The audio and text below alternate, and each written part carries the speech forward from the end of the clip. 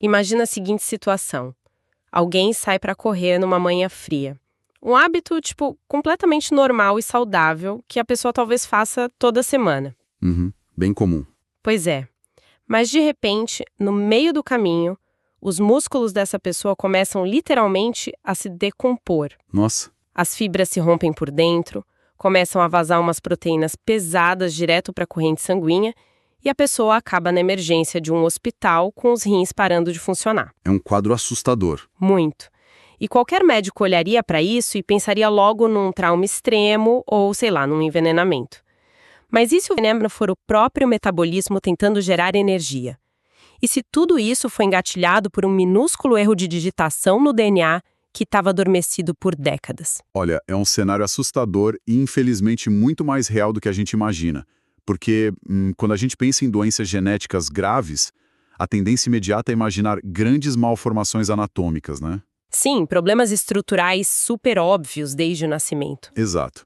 Mas os textos médicos que a gente vai analisar hoje revelam um perigo muito mais silencioso. Estamos falando de uma maquinaria molecular que parece intacta de fora, mas que, possui falhas catastróficas nas vias químicas que são invisíveis a olho nu. E é exatamente esse o foco da nossa exploração de hoje. Nós reunimos uma pilha de estudos de caso e textos médicos focados no que a ciência chama de erros inatos do metabolismo. Um tema fascinante. Com certeza. A nossa ideia com essa investigação é destrinchar dois grandes mistérios para quem busca entender os segredos do corpo. Primeiro, como é que uma falha microscópica na linha de montagem química do corpo consegue causar uma devastação tão maciça no sistema nervoso central? Essa é a grande questão. E segundo, como a exata mesma falha genética pode ser fatal para um recém-nascido, mas apenas causar fadiga muscular em um adulto. Ok, vamos desempacotar isso. Bom, para entender a extensão desse dano, a gente precisa mudar a nossa perspectiva sobre como o corpo gasta energia. Especialmente quando a gente olha para o cérebro. Certo. Porque ele é um órgão de alta performance. Ele é incrivelmente exigente. Sim, eu vi nas nossas fontes que o cérebro consome cerca de 20% de toda a energia do nosso corpo. Exato. O que é um absurdo, né? Se a gente lembrar que ele representa só 2% do nosso peso total. É uma demanda desproporcional. Ele atua, digamos assim, no limite e não aceita falhas de abastecimento.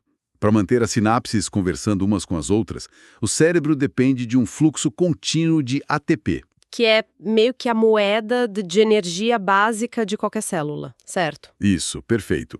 Mas o problema é que, e muitos desses erros inatos do metabolismo, particularmente naqueles onde há defeitos nas mitocôndrias ou na forma como o corpo tenta queimar ácidos graxos, a célula simplesmente perde a capacidade de fabricar esse ATP. Fica sem a moeda. E sem essa energia, o que acontece primeiro? O neurônio simplesmente desliga, apaga de vez. Então, ele entra numa crise imediata de manutenção estrutural. Porque os neurônios dependem do que a gente chama de gradientes iônicos para funcionar. Eles têm pequenas bombas nas membranas celulares que trabalham sem parar. Elas ficam empurrando o sódio para fora da célula e puxando potássio para dentro da célula. Para manter a carga, né? Exatamente. Mantém uma carga elétrica constante, como se a célula fosse uma bateria carregada e pronta para o uso. Só que essas bombas, elas exigem uma quantidade colossal de energia para trabalhar. Caramba! Se a produção de ATP despenca, a bomba para. A bateria celular descarrega quase na hora e o neurônio não consegue mais gerar ou receber os pulsos elétricos.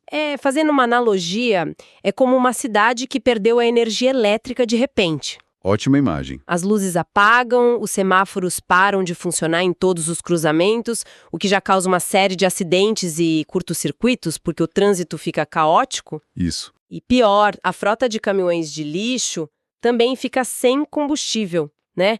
Então o lixo, os resíduos tóxicos da cidade começam a se acumular pelas ruas. Não apenas cheira mal, mas literalmente começa a pegar fogo. Essa imagem da cidade sem energia e com lixo acumulado ajuda muito a visualizar o problema basal. E esse incêndio no lixo que você mencionou nos leva a um dano ainda mais agressivo, que é o estresse oxidativo. Ah, o famoso estresse oxidativo. Pois é. Quando o maquinário metabólico engasga por causa desse erro no manual de instruções do corpo, as mitocôndrias defeituosas não param apenas de produzir energia. Elas ficam sobrecarregadas e começam a vazar subprodutos perigosos. Que são as espécies reativas de oxigênio. Exato, os famosos radicais livres. E o que é fascinante aqui é como esse estresse oxidativo leva à perda neuronal. O impacto é mecânico e extremamente corrosivo. Eu sempre escuto o termo radicais livres em propagandas de cremes anti-idade. Mas, no contexto do cérebro sofrendo uma pane química, qual é o impacto real desse vazamento? O impacto é brutal. Imagine que, na nossa analogia da cidade, o lixo acumulado não é papelão inofensivo. São galões industriais vazando um ácido altamente corrosivo pelas ruas. Nossa! Esses radicais livres são moléculas instáveis. Elas saem roubando elétrons de tudo que encontram pela frente para tentar se estabilizar. Elas literalmente enferrujam e corroem as estruturas da célula. Destroem tudo. Tudo. Destroem os lipídios que formam a parede de proteção do neurônio, oxidam as proteínas e vão até o núcleo para corroer o próprio DNA. Então a situação é muito, muito mais grave. Não é só que o neurônio parou de funcionar porque faltou combustível para a bateria. Ele está sendo ativamente corroído de dentro para fora. Exato. Essa dupla penalidade metabólica, o apagão da energia somado a essa ferrugem celular, resulta numa morte neuronal em massa. Que horror! E os neurônios que sobrevivem a isso ficam com as membranas tão frágeis que perdem o controle dos seus disparos elétricos. Eles disparam de forma caótica. E é por isso que pacientes com essas doenças metabólicas têm um risco altíssimo de desenvolver convulsões severas e recorrentes. O cérebro vira um ambiente propício para epilepsia. E a situação consegue se agravar ainda mais, né? Porque, lendo as fontes, eu vi que o acúmulo de lixo metabólico não resulta apenas nessa ferrugem genérica. Em vários desses erros inatos, o corpo passa a acumular toxinas muito específicas que agem como um veneno direto. Com certeza. Eu queria focar em 2 desses mecanismos pesados que causam danos neurológicos permanentes, que são a hiperamonemia e a excitotoxicidade. Claro. A hiperamonemia é frequentemente um dos cenários mais dramáticos que a gente encontra. O exemplo clássico são os distúrbios do ciclo da ureia. Como funciona esse ciclo normalmente? Normalmente, quando o corpo processa proteínas da alimentação, esse processo gera nitrogênio. E nitrogênio é um resíduo muito tóxico. Certo. Um fígado saudável usa o ciclo da ureia para transformar esse nitrogênio em amônia e em seguida em ureia, que é segura e sai na urina. Uhum. Porém, se há um defeito genético, a conversão para no meio do caminho. A amônia crua começa a se acumular livremente no sangue. E o grande perigo da amônia é que ela atravessa a barreira hematoencefálica sem a menor resistência. Então o veneno entra direto no cérebro?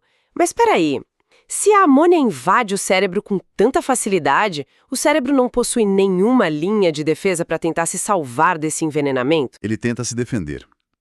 E a ironia brutal dessa biologia é que é exatamente a tentativa de defesa que causa o maior estrago. Como assim? Dentro do cérebro, nós temos células chamadas astrócitos. Eles são um suporte vital para manter os neurônios limpos.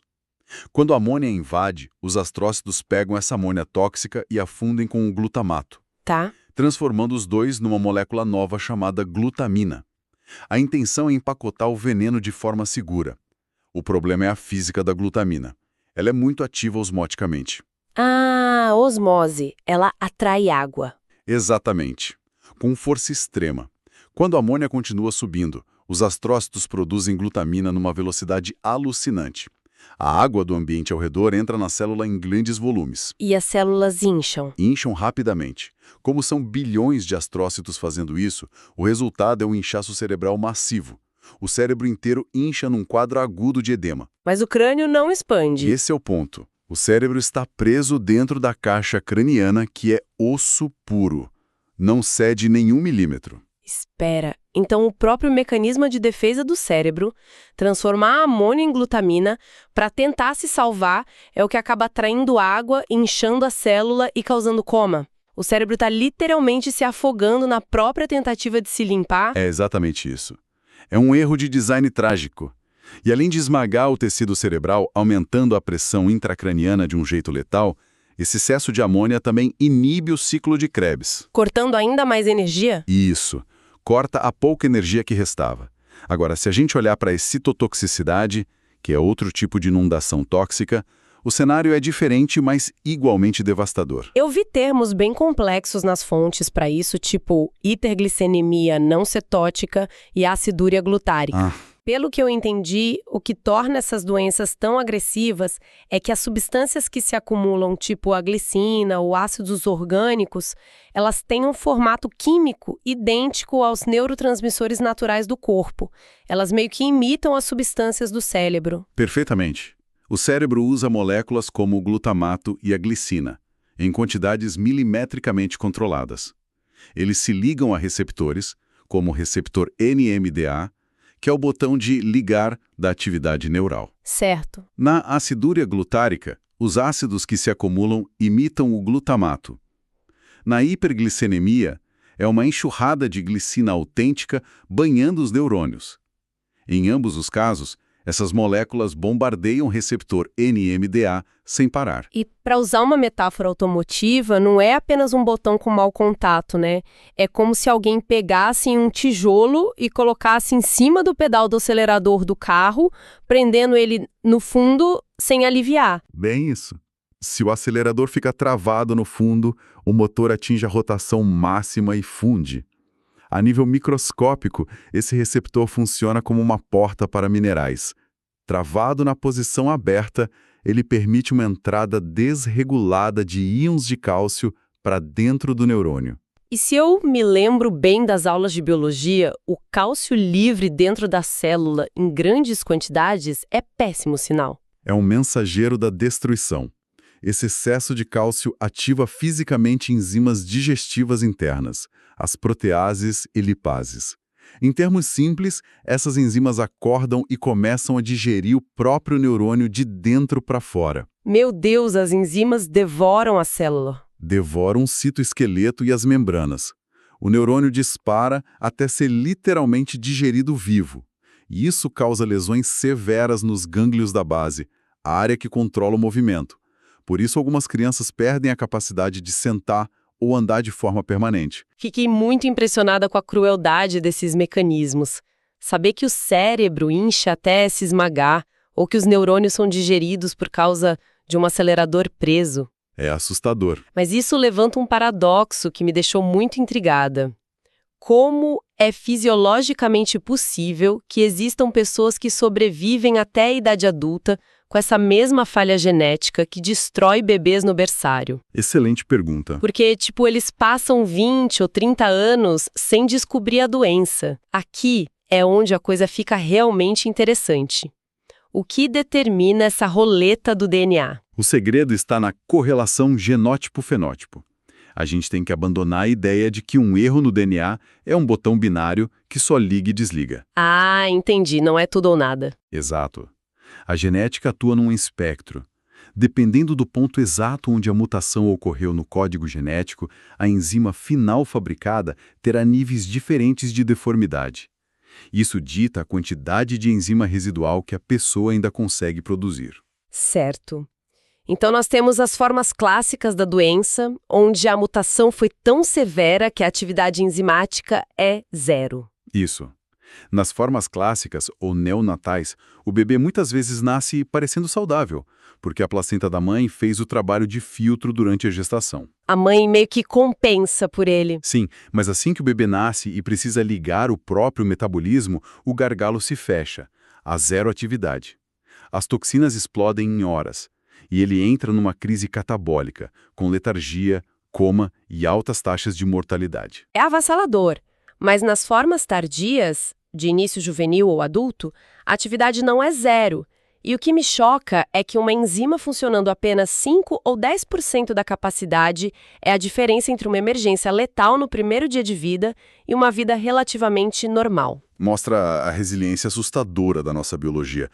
Esses 10% são suficientes para manter o metabolismo basal, o dia a dia tranquilo. O adulto sobrevive sem saber a doença. Mas até quando? Até que a vida impõe um evento de estresse catabólico que excede essa capacidade de 5%. Estresse catabólico não é estresse de trabalho, né? Estamos falando de um estado físico. Exato. Um jejum muito prolongado, exercícios físicos intensos, uma febre alta ou até uma gravidez. Nesses eventos, a demanda de energia do corpo atinge picos. Uhum. O corpo começa a quebrar agressivamente suas próprias reservas de gordura e músculo. Um fluxo massivo de substâncias vai para aquela via química estreita. E aí a matemática falha de vez. A enzima de 10% não dá conta do engarrafamento, o lixo tóxico vaza e o adulto sofre a descompensação. Perfeitamente. É aí que entram os camaleões clínicos. Como as formas tardias envolvem fatores variados, a apresentação no mundo real confunde os diagnósticos. Não tem nada a ver com o bebê em coma. Sim, eu anotei isso das fontes. É muito bizarro. Vamos pegar os distúrbios de oxidação de ácidos graxos, tipo o CPT2 e o VLCAD. Ótimos exemplos. Bebês com a forma grave apresentam falência múltipla de órgãos e cardiomiopatia letal, coração parando. Mas os adultos com a forma leve apresentam algo completamente diferente. É pura dor muscular. Sim, o adulto chega no pronto-socorro se queixando de miopatia severa e rabdomiólise após um exercício vigoroso no frio. As fibras musculares se rompem. O médico geral vê um jovem atlético com ruptura muscular e pensa o quê? Que ele pegou muito pesado no treino. Ou desidratação. Exatamente. Quase nunca pensam em genética. Isso acontece também nos distúrbios do ciclo da ureia. Recém-nascidos entram em coma, mas adultos passam a vida inteira só com uma aversão natural a alimentos ricos em proteínas, tipo carne. Aversão à carne? Sim, o corpo os defende silenciosamente, criando essa aversão protetora sem que eles saibam a química por trás. Mas se esse adulto tiver uma virose forte ou comer muita proteína numa festa, a amônia sobe de forma um pouco mais branda. E o resultado? O que acontece? Ele pode apresentar episódios de alterações psiquiátricas, agitação, confusão mental, atáxia, que é perder a coordenação, e até alucinações. Nossa! Aí chegam no emergência e o diagnóstico estatístico óbvio é intoxicação por drogas ou um surto de esquizofrenia. Eles fazem lavagem, dão sedativos, mas não atacam o excesso de amônia. Então, o que tudo isso significa? Isso mostra a magnitude desse problema. Uma doença pediátrica não é só para bebês de jeito nenhum. De jeito nenhum. Isso levanta uma questão importante, sabe? Se conectarmos isso ao quadro geral, fica clara a necessidade contínua de expandir a triagem neonatal, o famoso teste do pezinho, para capturar essas formas mais leves cedo. Com certeza. E mais do que isso, alertar que médicos de adultos também precisam pensar em genética. A variabilidade clínica é imensa e coisas como dieta e microbioma também influenciam os gatilhos. É uma mudança de paradigma. Para resumir a nossa exploração, nós vimos hoje como a falta de energia celular e o acúmulo de lixo tóxico, como a amônia e os ácidos orgânicos, criam essa tempestade perfeita no sistema nervoso central. Uma tempestade química. E vimos como a quantidade de atividade enzimática residual dita se essa tempestade será um furacão neonatal que arrasa tudo ou uma garoazinha intermitente na vida adulta. Lembrando a quem acompanha que a biologia não é uma ciência de tudo ou nada, né? Definitivamente não. O corpo humano é mestre em encontrar rotas alternativas e compensações. A resiliência da nossa biologia diante de defeitos no próprio DNA é algo incrível. É impressionante. E para encerrar, isso me deixou com um pensamento provocativo que deriva de todas essas fontes. Considerando o quão sutis as formas de início tardio podem ser, manifestando-se só como enxaquecas enigmáticas, intolerância a certos exercícios ou episódios de confusão mental após uma virose boba de inverno, quantas pessoas caminhando por aí, talvez até levantando peso na academia agora mesmo e achando que estão só doloridas, não possuem, na verdade, erros inatos do metabolismo não diagnosticados. É uma possibilidade bem real. Pessoas tratando apenas os sintomas superficiais da vida moderna, mudando de dieta ou tomando analgésicos, sem nunca suspeitar que o problema real está escondido lá fundo, na raiz do seu próprio metabolismo e do seu DNA. Fica aí a reflexão. Uma excelente reflexão, sem dúvida.